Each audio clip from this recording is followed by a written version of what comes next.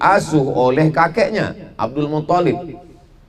Abdul Muthalib itu kalau dia duduk di samping Ka'bah dibentangkan firos, kasur, karena dia pembesar Quraisy. Abdul Muthalib bin Hashim bin Abdi Manaf bin Qusay, keturunan Adnan, cucu cicit Ismail, anak kandung Ibrahim alaihi salam.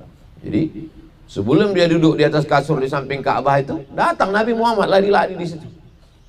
Datanglah anak-anak dia yang lain untuk melarang, tarik, jangan dia lari di situ. Apa kata Abdul Muthalib? Da'ahu, biarkan dia. Cucu kesayangan. Ayahnya aja kutebus 100 ekor onta. Meninggal ayahnya, anaknya sekarang sedang disayang-sayang kakek, umur 8 tahun. Anak 8 tahun sekarang kelas 2 SD. Meninggal pula kakek. Ya Allah. Lalu kemudian diserahkan asuhnya kepada Abu Talib. Abu Talib paman yang paling susah di antara semua paman, dan anaknya paling banyak. Tapi istri Abu Talib itu mau. Istri Abu Talib itu mau menerima Muhammad SAW. Nama istri Abu Talib itu Fatimah binti Asad. Makanya ada 2 Fatimah dalam kehidupan Nabi yang luar biasa. Yang pertama Fatimah binti Asad. Ketika Fatimah itu meninggal, apa kata Nabi? Saat engkau tidak ada kain, satu-satunya kain engkau berikan ke aku.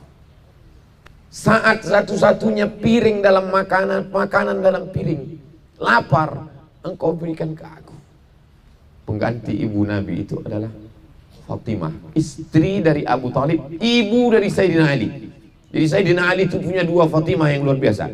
Fatimah ibunya dan Fatimah istrinya. Nabi juga punya 2 yang luar biasa. Saya mau menangis ini mengenang Nabi, bukan mengenang Fatimah istri saya.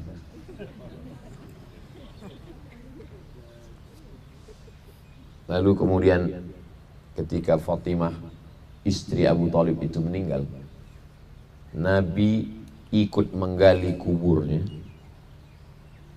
dan Nabi masuk ke dalam liang lahat itu.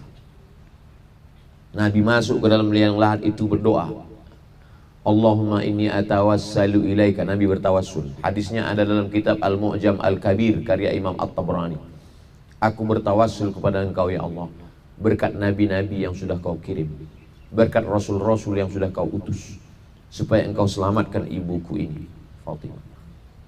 Kalau kita menghadap ke arah pemakaman Baqi, menghadap lurus, makamnya paling pinggir di samping pagar, perempuan tak bisa masuk. Paling pinggir samping pagar, yang ada pagarnya tembok tinggi setinggi lutut. Nanti kalau nampak di situ ada setinggi lutut, itulah dia makam Fatimah, karena dia perempuan yang spesial. Makanya yang lain itu rata dengan tanah, dia ada tembok petak. Saya yang menunjukkan itu dosen saya di Sudan, Abdul Somad. Kalau kau mau tahu makam Fatimah binti Asad adalah Baqi, sebelah kiri dekat dengan pagar, ada di situ tembok, pakai tembok tinggi, itulah dia. Itulah makam yang Nabi SAW masuk ke dalam. Kebetulan dosen saya ini dulu kuliah di Madinah tahun 70-an. Waktu dia kuliah di situ, setiap saya buka tingkap jendela, nampak saya makam itu ada kubahnya di atas, ditutup.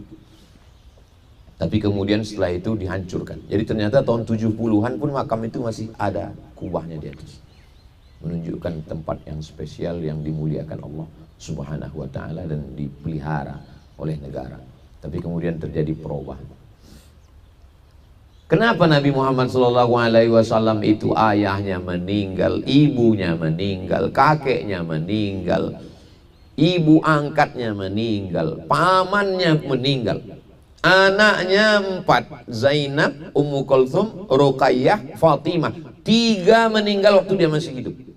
Anaknya laki-laki Qasim, Abdullah dari Khadijah. Ada satu lagi anaknya dari perempuan yang dari Mesir, Maria Al-Qibtiyah, nama anaknya Ibrahim, meninggal juga 3. Kenapa? Supaya kita ini yang paling sakit hidupnya, yang paling susah hidupnya, jangan bandingkan dengan yang lain. Tinggal bandingkan saja dengan Nabi Muhammad SAW.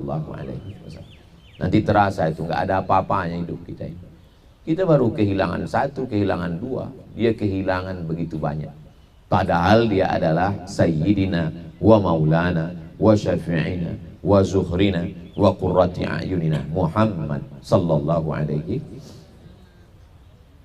Allahumma salli ala Sayyidina Muhammad wa ashghili zalimin bizalimin wa akhrijna min bainihim salimin wa ala alihi wa sahbihi ajma'in. Sallallahu rabbuna ala nuril mubin Ahmad al-Mustafa Sayyidil mursalin wa ala alihi wa sahbihi ajma'in wa ala alihi wa sahbihi ajma'in. Seandainya Nabi Muhammad SAW itu anak raja, bapaknya kaya raya, hidupnya sempurna, gimana kita mau membanding-bandingkan kesusahan hidup kita? Bagaimana cemana kita mau mengadukan keluh kesah kita? Bagi saya itu hikmahnya. Itu hikmahnya kenapa Nabi, tapi ada hikmah yang lain.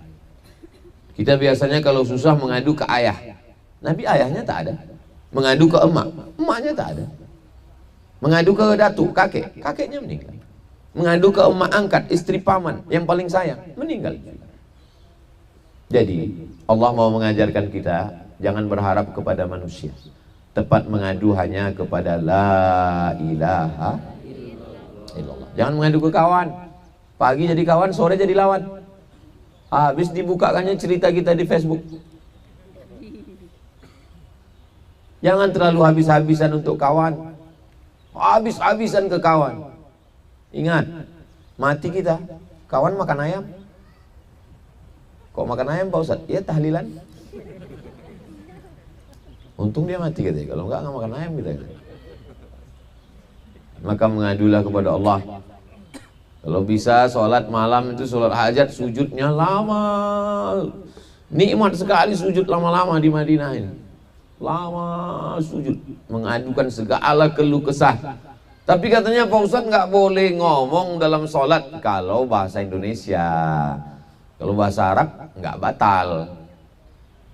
Kalau bahasa Indonesia batal. Bahasa selain bahasa Arab batal. Tapi kami nggak bisa bahasa Arab Pak Ustadz. Nggak usah pakai bahasa Arab, bahasa Indonesia. Loh, tapi katanya bahasa Indonesia batal. Nggak usah diucapkan. Di dalam hati aja. Gitu. Tapi kalau udah selesai sholat, udah salam, nah itu boleh ngomong. Terserah mau pakai bahasa apa. Oke, bahasa Jawa. Ya Allah, iki wis pirang-pirang dino bojone orang teko wis ngalor ngidul ngetan piye. Saya bukan orang Jawa Pak Ustaz, saya orang Minang. Ya Allah, kau ba acara kau nang pertama lomba laki nang kedua lomba bini nang kampek bacara itu. Takbir Allah Subhanahu wa taala. Malu lah Pak Ustaz, orang rame. Cari yang kira-kira ada orang Afrika di situ. Saya berdoa kita kepada Allah Subhanahu wa taala khusyuk. Ada orang yang sudah bertahun-tahun mau datang ke tempat Nabi ini. Nabungnya bertahun-tahun, begitu sampai ke sini nggak tahu mau ngapain dia di sini. Sholat datang lambat. Tiba-tiba dekat pintu, dekat WC. Kok bisa? Saya ngomong begini ini supaya bukan untuk Bapak Ibu, untuk diri saya, supaya saya cepat datang. Jangan sampai nanti tiba-tiba ketemu kita sama-sama di situ. Assalamualaikum warahmatullahi wabarakatuh. Ustaz. Kemarin Ustaz bilang datang terlambat. Itulah saya sedang shopping pula tadi. Jadi kita manfaatkan. Saya selalu pergi umroh itu menganggap ini umroh saya terakhir. Tak tahu saya entah bagaimana umur. Selalu saya. Bulan 2 yang lalu mungkin ini umrohku terakhir. Rupanya Agustus ini berangkat lagi. Agustus ini mungkin umroh terakhir. Bulan betul-betul terakhir.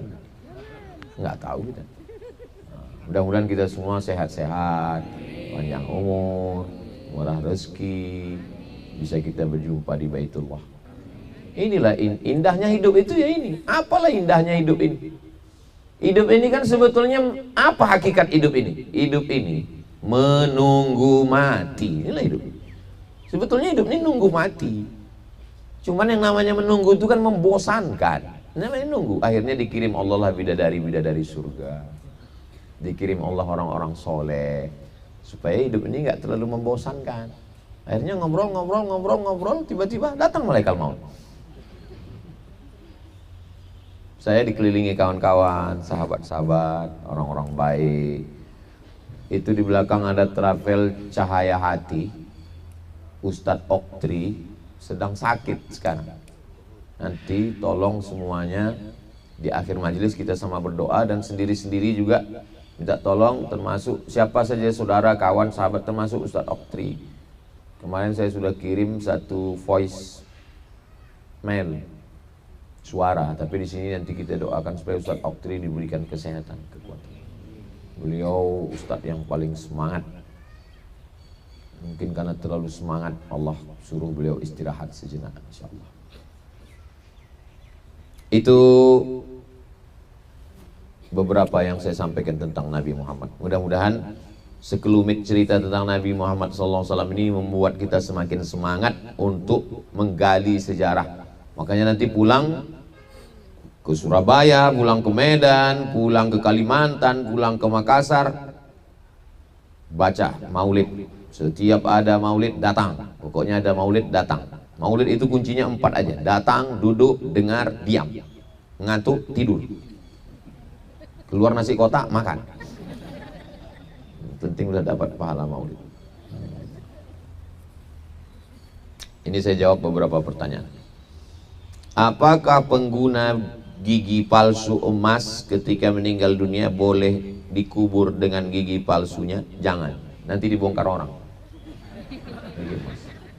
Makanya begitu meninggal dunia, yang pertama dilakukan, tolong jangan sampai lupa memejamkan mata. Innalillahi wa inna ilaihi raji'un. Tutupkan matanya supaya jangan sampai matanya terbuka gitu. Karena setiap orang yang meninggal dunia itu matanya kenapa membuka? Karena melihat ruhnya keluar di hembusan terakhir. Ruh itu keluar, mata menengok. Itu maka disuruh pejamkan mata. Setelah itu semua barang yang dalam badan yang masih bisa dibuka.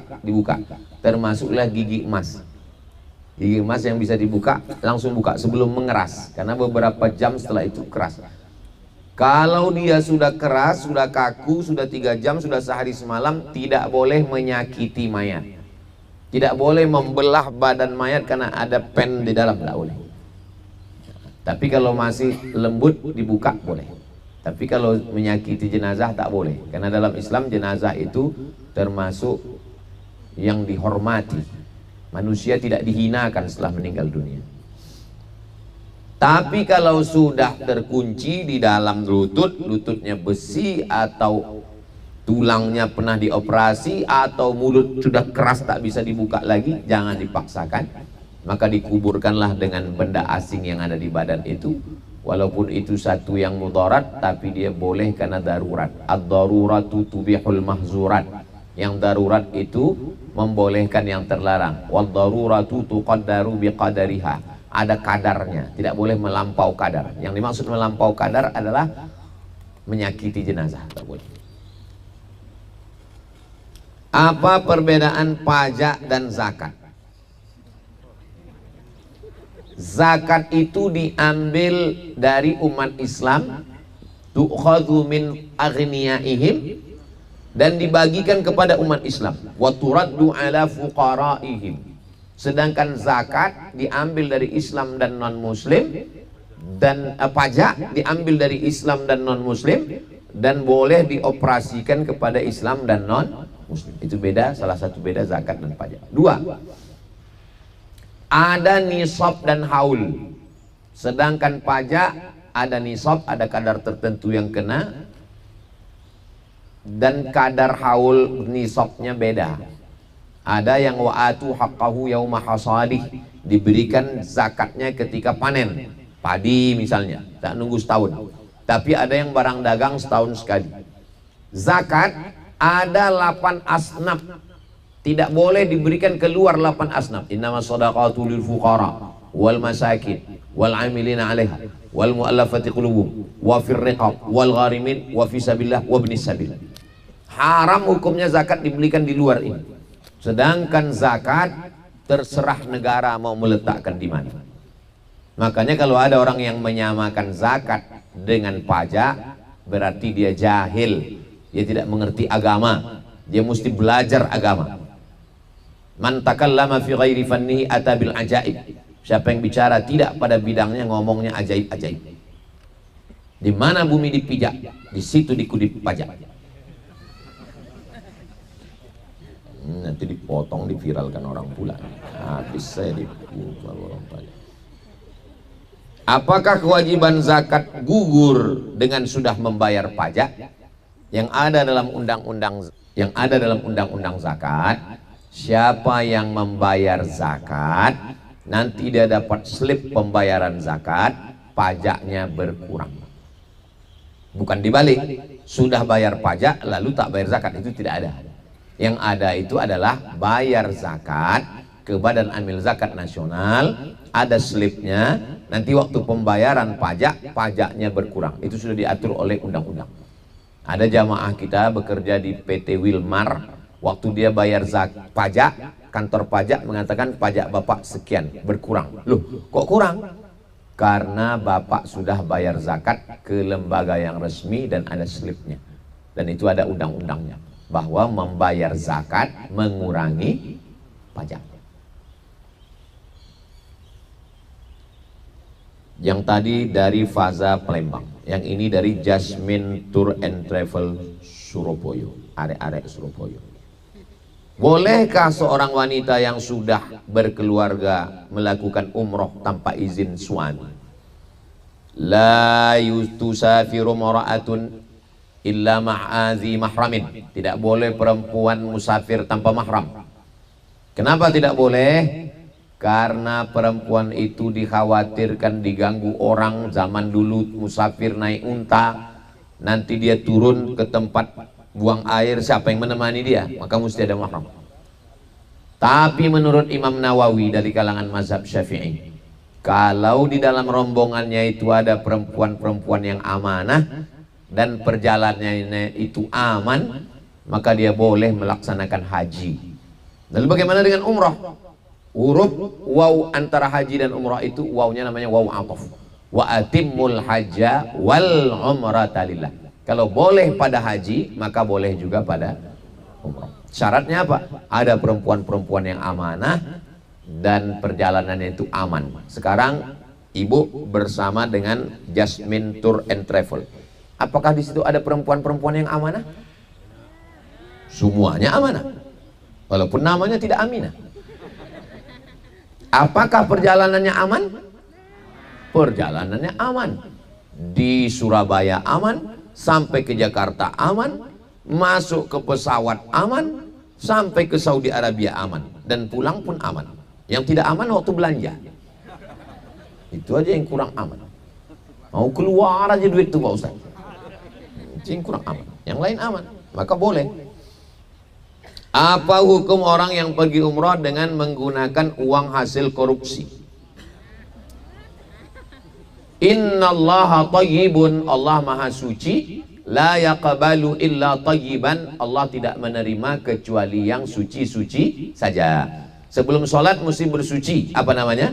Wudu. Sebelum haji dan umrah mesti bersuci, apa namanya? Bertaubat. Taubat nasuha. Bagaimana mau bertobat? Duitnya duit haram. Nah, maka berangkat dengan, aduh Pak Ustadz, udah terlanjur sampai ke Makkah, ini gimana ini? Udah disetorkan duitnya Pak Ustadz. Ya, apa boleh buat? Nggak bisa mundur pulang. Tetap aja selesaikan tawaf, sa'i, tahallul. Kewajiban umrohnya gugur, tapi perbuatannya itu tidak baik. Maka mudah-mudahan dibukakan Allah pintu rezeki di masa akan datang, dia berangkat dengan uang yang halal insyaallah. Ada jamaah kita mau nyumbang bantuan ke kiai di Jawa. Saya nggak mau nyebut namanya, takutnya nanti kiainya marah ke saya. Apa yang sebut-sebut nama saya? Jamaah kita ini mau nyumbang. 4 kali ditelepon ustadz sahabat saya ini ditelepon. Itu yang mau nyumbang itu apakah orangnya main proyek? Enggak. Apakah orang pemerintah? Enggak. Apakah orang berkecimpung di bank konvensional? Enggak. Apakah dia pakai riba? Enggak. Lolos 4 pertanyaan baru diterima. Kiai tidak mau terima duit yang subhat untuk bangun pondok. Nanti pondoknya rusak, nanti anak-anak rusak. Lambaikan tangan ke atas drone. Agak-agak setengah jam lah. Cukup. Jadi kita berusaha dalam semua ibadah yang halal-halal. Wa anfiqu, berinfaklah min thayyibat, yang baik-baik. Berangkat dari Safa, berhentinya di Marwah. Marwah artinya marwah, muruah, kehormatan, kemuliaan, keagungan. Kita tidak akan mendapatkan marwah kalau kita tidak berangkat dari Safa. Apa itu Safa? Safa artinya, Safa itu kursi Pak Ustaz. Safa artinya kesucian, kebersihan, kemurnian. Berangkat dari Safa barulah mendapatkan marwah.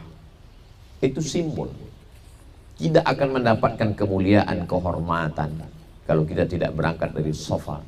Tasawuf itu apa? Man safa qalbuhu lillah. Orang yang suci hatinya karena Allah Subhanahu wa ta'ala. Berikutnya dari GSN, Grand Safa Nauli, Tanjung Balai. Tanjung Balai, Teluk Nibung, tembak lantai kena hidung. Tahu Bapak Ibu tembak lantai kena hidung? Kentut. Ditembak lantai kena hidung. Bolehkah kita menjamak sholat saat ke laut, menangkap ikan, pergi pagi pulang petang, atau sampai malam? Coba diukur pakai Google Map. Dari Tanjung Balai Asahan ke laut tempat spot dia menangkap ikan di Jermal atau di tengah laut itu berapa kilo? Kalau pakai 82 km berarti dia pakai kitab fikih Islam Sulaiman Rashid. Kalau dia pakai 88, sekian 89 km berarti dia pakai Al-Fiqhul Islami wa Adillatu. Kalau kurang dari itu, tidak ada ulama yang menyebut kurang dari itu, maka tidak cukup syarat untuk qasar. Maka qasar itu ada syarat masafah, jaraknya adalah ada yang menyebut 82, ada yang menyebut 85, ada yang menyebut 89. Kalau payah ingat 89, udah komplitkan aja 90. Siji loro telu papat lima enam pitu wolu songo 90. Jadi bukan ini dia pergi pagi pulang petang. Bukan masalah pergi pagi pulang petangnya. Bisa aja dia 1 kilo, petang dia pulang. Tapi ada orang yang jaraknya jauh tapi pulangnya siang. Naik pesawat dia. Saya misalnya dari Pekanbaru ke Kuala Lumpur 50 menit. Habis itu pulang saya lagi. Berangkat saya pagi jam 7, jam 12 sudah pulang. Sementara dia ke laut maghrib baru pulang. Tapi dari rumah dia ke laut cuma 1 kilo. Saya ke Kuala Lumpur sudah jauh lah pokoknya. Nah, itu. Jadi yang ditengok dalam qasar itu bukan lamanya, tapi yang ditengok adalah jaraknya. Ingat itu, 82, 85, 89, 90. Seorang anak perempuan atau laki-laki bawaan emaknya, apakah batal wuduknya jika dia bersentuhan dengan ayah tirinya? Misalnya bapak menikah dengan janda, maaf cakap, janda itu punya anak perempuan. Lalu kemudian apakah anak perempuan itu batal wuduknya dengan bapak?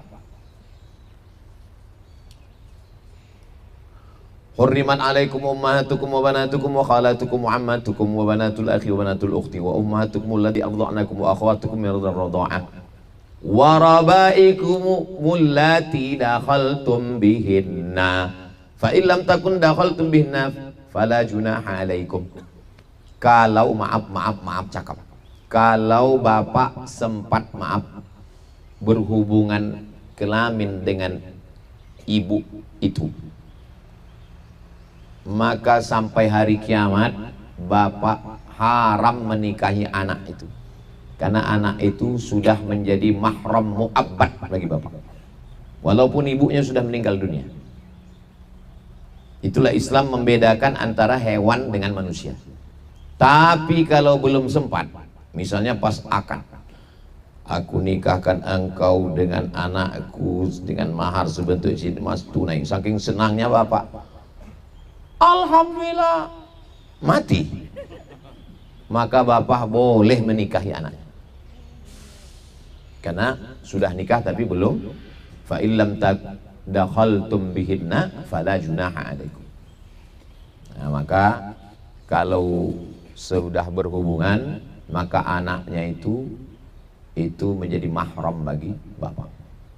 Makanya hati-hati. Tapi tetap juga karena dia bukan anak kandung bapak, tetap hati-hati tentang masalah mahram ini. Jangan mentang-mentang sudah nikah ibunya lalu anaknya pakai pakaian, tetap menutup aurat. Keponakan saya, anak adik saya, ayahnya adik saya kandung, tapi anak perempuan saya itu saya suruh tetap pakai baju panjang, tetap pakai jilbab. Yang terbiasa dia buka-buka. Udah macam ayah saya, udah macam, berawal dari macam, berakhir dengan macam-macam. Waspadalah. Ini yang terakhir dari Cahaya Hati. Mohon penjelasan Ustadz, kapan panen kurma Madinah? Dan apa keutamaan kurma ajwa? Man tasabbaha, siapa yang di waktu paginya, siapa yang waktu paginya makan bisab'i ajwatin, 7 kurma ajwah. Siapa yang pada waktu pagi habis sholat subuh makan 7 butir kurma, maka hari itu dia selamat daripada sihir. Selamat daripada sihir, santet. Siapa yang tak percaya, silakan makan 7 biji, habis itu cari dukun. Santet aku, santet. Coba kau pakaikan santet. Makan 7 biji. Kurma ajwa dia hitam, pekat. Ada yang besar, ada yang kecil, dia ada kelasnya juga. Ada ajwa kelas premium, VVIP, VIP kelas ekonomi. Maka disebut dia dengan kurma Nabi karena ajwa. Nah, dia ini hanya ada pada musim panas. Nanti kalau kita pas musim dingin di sini ada kurma, itu adalah hasil panen dari musim panas. Makanya ulama menyimpulkan Nabi Isa itu lahir musim panas. Dari mana dasarnya Nabi Isa itu lahir musim panas? Karena waktu Maryam melahirkan, dipegangnya Nabi Isa, kata Allah, wa huzzi ilaiki bijiz'in nakhlati, goncangkan pangkal batang kurma. Waktu itu dia bersandar ke batang kurma. Bersandar, kata Allah, goncangkan batang pangkal kurma itu dengan pundakmu, tusaqit alaiki rutaban janiyya, jatuh buah kurma. Rutab itu kurma yang sudah basah. Kurma itu jatuh karena basah itu pada musim panas. Maka diperkirakan Nabi Isa itu lahir bulan Juli atau bulan Agustus, bukan bulan Desember.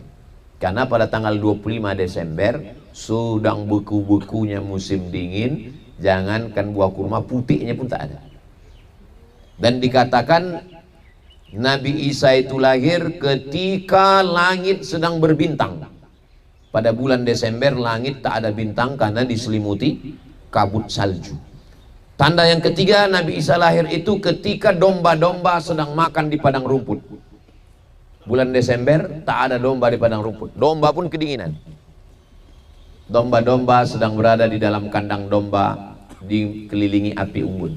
Karena di padang rumput, rumput tak ada karena ditutupi oleh salju. Nah, ini tentang hebat pertanyaan orang Cahaya Hati. Kalau Tuhan membeli belati, jangan ditusukkan ke sayur kubis. Kalau mik sudah mati-mati, itu tanda waktu sudah habis.